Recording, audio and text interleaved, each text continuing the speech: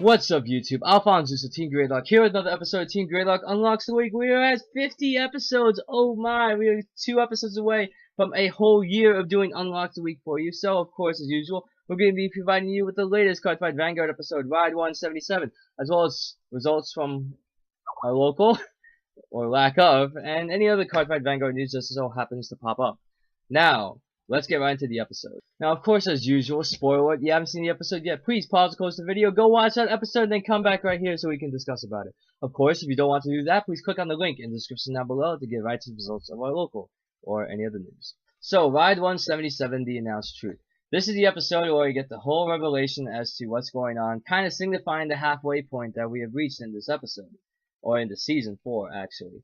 Now, with Kai going up against Corrin, who has been noticeably absent from Team Ultra Rare, especially when Kai's been walking around the city, as well as when Shingo dropped the magazine, just so happens that Corrin's face isn't on it, along with Rekka and Suiko. Now, in this, we get to see the fight between the Royal Paladin Seekers that Kai represents, his throwback, to Corrin's linked Joker clan with the Starvaders. So Starvaders are even getting more support, because it seems like that's the only sub-archetype in the linked Joker clan. And wow, what are we gonna see here? Well then, Ride 1, Ride 2, Ride to 3. Okay, and then after that, you pretty much go in the Legion. Now, pretty much you see the crits, heals go off and whatnot. And she's trying to hammer the point home to Kai. You know, Kai, Aishi really doesn't want to see you and stuff. She would even go that far as to pretty much, by the time she would perform Legion on the Starvader, and I'll talk more a bit about the Starvader clan in general in the Vanguard news. We get to see, oh god, she transported everybody to pretty much where the sanctuary was of the Quattro Knights. And we see Aichi sitting in a throne, facing away from the group. You can pretty much only see his hair and maybe part of his arm. And you hear Aichi's voice saying, please stop looking for me, don't continue this, just please, I don't want to see you. And it sucks, because he's not even saying it to their faces. You're literally just looking off into the distance and saying it. You're not even looking them in the eye, and that's kind of enraging in a way.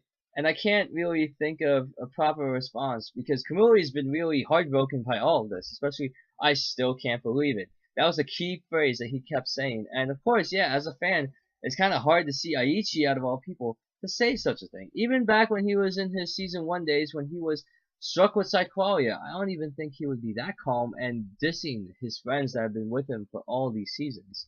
And by the time we get back, even though Kai manages to get off a re-ride, Corrin just managed to guard with just enough. And then we get to see Corrin say, alright, gloves are off, Legion. And pretty much apparently when you Legion, I already see 2 locked units. So this is already better than Infinite Zero Dragon by a long shot. Because you have to break ride. This one you just perform Legion and don't have to even worry about it. And lock 2 units and then boom, Kai couldn't even guard. I thought that he probably would have something. We didn't really see much of the trigger check, but still. I'd like to see Kai guard that and hopefully defeat Corrin, but given the luck that we have right here, Corrin may just get a 6 damage heal trigger and rage everybody out of the whack. So after Corrin beats up Kai, and of course Kai sees judgment from Galliard, of course, and I can't wait till the day where I see the Quattro Knights, as well as, you know, Corrin and all the other antagonists, to receive judgment upon themselves and see how long they last. Now, in this episode, this has been crazy because at the end of the episode, we see Corrin actually trying to take Blaster Blade Seeker away from Kai, saying that's not where you belong. And then all of a sudden, okay, so Kai's running 49 cards in his deck now. And why would she do this? Why? And after the whole thing is over, after Kai receives judgment and whatnot, boom, you see them disappear, and then Galliard, and even the portal where Corrin disappeared to, cracked. You see all this gone, and you think, how in the world can you face against this? Because you guys have been losing for the past 10 to 15 episodes. It's been that sad and horrible. It's like, I know you're probably going to come out with a completely broken unit, and it's probably going to even trump everything that you've been using in the season so far. Pretty much saying that, oh, this deck archetype is alright, but this other deck type is coming up is going to be pretty broken. I haven't seen the preview for the next episode, but pretty much what I'm seeing right now is probably going to be off aspects saying, like, Aichi, what's going on? Okay, this might be fake, this might be something completely different, and I don't know what to say about it. It's sad. It's really something that I can't put my finger on because it's where to go from here. The only clue that Kai and his teammates have ever got is gone, vanished, cracked, can't even access it again. When's the next time you're gonna find the Quaternights? Hopefully when you're strong enough to beat them. Which probably means you're gonna need to upgrade your cards quite a bit. And we end the episode there. It's a tragic, but it's something that I guess is necessary, especially when you reveal the big bad villain in all of this. Now, coming up later, we get to see what happens in the next episodes. At least with the one that we see, the island awaiting the wind. This one's going to be an interesting episode. I hope that they really shine more light upon it and see what they exactly need to do in order to move forward. Because right now, they're at a dead end. And I'm not sure what the heck is going to happen that's going to bring them out of that dead end. But we'll see what happens. Hopefully it's going to be something really, really good. So, this episode, I liked it. Depressing and kind of overwhelming for one, on the part of both Corins using the broken Link Joker Legion to lock to, as well as Aichi's fond farewell to his teammates or mates, if you want to stay into Season 4. And, okay, I understand, and alright, we'll see what happens in the next episode. Hopefully there's something that can really gain the momentum, and then I'm gonna raffle stomp everyone that comes in my way, especially the Quaternights. And that's it for the episode. Of course, if I missed anything, feel free to comment down below with any of that. And now, let's move on to the results of our local. And so I must report, there are no local results. Pretty much AnimeNext for the past weekend, from Thursday, where I checked in, to Sunday when we got out, there really hasn't been much of a Vanguard local results, at least that game on. I know that, a lot of us really hyped up for AnimeNext, and, I've been telling a couple of my teammates about it. They attended too. And at least I have something to report. At the tournament in Somerset, they actually had a legit Cardfight Vanguard 20 there. They had a good number of showing people there. I know definitely there's in the dozens at least. And so far from our local, I've known that at least Shane, when he told me, he managed to get 3rd place on at that tournament. So props to him. He was running the Nova Grapplers of Beast Deity, actually the Beast Deities of Nova Grappler, as I may say. Headlined by Beast, the Extreme Ethics Buster, not the reverse, which is pretty interesting. But of course, it's the all offense strategy, and it definitely works in a tournament setting, especially with the amount of attacks you can get in. So very good props to him, and he does get to be mailed boosters, for the end of the after AnimeNext is all over. So props to him. At the locals, it's pretty much just been kind of dead, but at least I can report some stuff from AnimeNext. I know that. Cardfight Vanguard has really, I feel like it's really going to start up again at the local, now that summer is pretty much here. It's already June 9th at the time of this recording. I know I've been a bit late with not uploading it yesterday, but I want to at least make it up to you guys and upload it now. And I gotta say, over the next couple of weeks, you're probably going to get a lot more people, a lot better, a lot more consistency with the Vanguard crowd to see how is everything doing at the time. Now, of course, Buddy Fight also was starting to get ahead. I know that there's at least 6 people that entered the Buddy Fight tournament last week, and was continually starting to grow and see how far we can take this Buddy Fight and really make it into something, hey, this is actually a pretty awesome card game, why don't we play? Besides that, in terms of Vanguard news, they revealed and confirmed the skills of the Link Joker units, especially the ones featured in the Ride 177.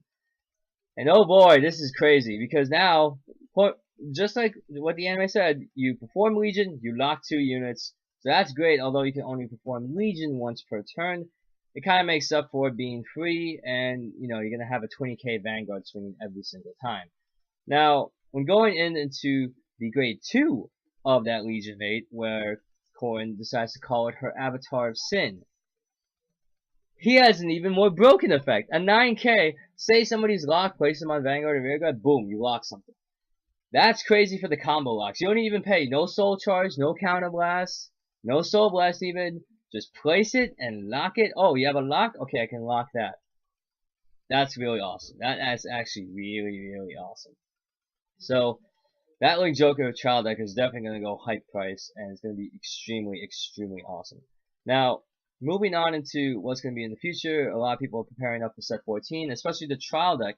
I know that a few people from our local are interested in making the Genesis deck, especially with Minerva, as she is a restanding Vanguard in the form of, the Genesis clan of the Battle Maidens. So that's going to be a pretty hype shot. I know that Ian, he's been building Genesis for a while, so he might be able to get all of that done. And we'll see what happens. That breakaway skill is pretty cool because, you ride, you draw 2, plus 10,000. Okay, that's awesome. You automatically go +1 with that. And from there, we get to see what happens in set 14, as Dauntless is going to go way up, if he's not up there already with Novel Vague. And then you have even more with the other reverse units, such as Yaki Vogue Reverse for the Mirakumos. You also have not Maelstrom Reverse, it's actually something completely different. Ashley Reverse, because Ashley Reverse is going to be hella crazy. I can't even think of how crazy this this set is going to be, because you have 2 standing Vanguards. You have even the Broken Narukami units in the form of the Eradicator Ignition Dragon and the Eradicator Tempest Bolt Dragon. Now, looking at both of these effects, if I may bring them up right here for you right now, pretty much is just saying, alright, Narukami wants to use this. Okay, you pretty much get reverse, Valiant Swords effect with this skill, because it's pretty good, because Counterblast 1, okay, ride it, okay, you have to retire 2 of your rear guards, and this unit gets plus 10k. Huh, awesome, isn't it? And then we have Tempest Bolt Dragon, which is just say, alright, Counterblast 3 Eradicators. Boom, I'm going to retire everything on the field, including myself. And then it's going to be plus 2,000 for each fighter's open rearguard circle. So pretty much you can just fill up your field and eliminate their field. So with 5 rearguard spots open, this guy's already swinging for 21. A magic number. And if you decide to not do that, you can probably just get one off. And you can probably not call one to your circle. And then you hit 23, which is a magic number for cross rides, and of course Novel Vague. Now, I'm not sure who's going to make use of the Eradicators in this sense, but I think they're going to be a really good card. And then of course you have Grand Azel Scissors, which is probably a good tech against the Link Joker, especially when you have, Chaos Breaker Dragon there, and it's going to be really, really crazy. So, aside from that, I think that this set is going to be interesting. There's going to be a lot more, and plus this is going to be the set where we get to quintet walls, and that is probably going to make a pretty big impact. I don't know if people are going to be splitting their perfect guard lineup in half, with some running 2 perfect guards and 2 quintet walls, or maybe 3 perfect guards and 1 quintet wall. Whatever the case may be, it seems that we definitely need to see how the quintet wall performs. I haven't seen much of what happens in the tournament scene, at least in Japan, and maybe some of the nationals that are going on. But at least by the time set 14 comes out, we're going to have a pretty good hold on, okay, how many quintet walls should we run? And in the Vanguard news, of course, besides that, we do get a couple of other announcements, especially with Booster Set 17, which the cover for it looks completely crazy, as it seems that Kai is going to be getting a brand new Legion since Blaster Blade Seeker. Oh, spoiler alert. Just skip ahead a couple seconds. I'm going to make this quick. When Kai's Blaster Blade Seeker was stolen from him. End scene. Okay, now, in Blazing Position, we get to see further support for Gold Paladins, Link Jokers, Kagero, Aquaforce, Grand Blue, Tachikaze, Royal Paladin, and Narukami. So pretty much we get to see both of the main protagonists, Paladin clans. We get to see Link Joker, we get to see Kagero and Narukami, which is cool. Aquaforce and Grand Blue, awesome. Tachikaze, oh snap. So this is going to be a very good set, and I'm definitely happy that, some of the other clans get their attention, because of course when you have the Nova Grapplers, Z Police, Spike Brothers, and Neo Nectars, they get their stuff already out, especially when you have, the Musketeers and some of the Spike Bros with the, how should I say this, Emerald Blaze, and that Legion can be completely silly.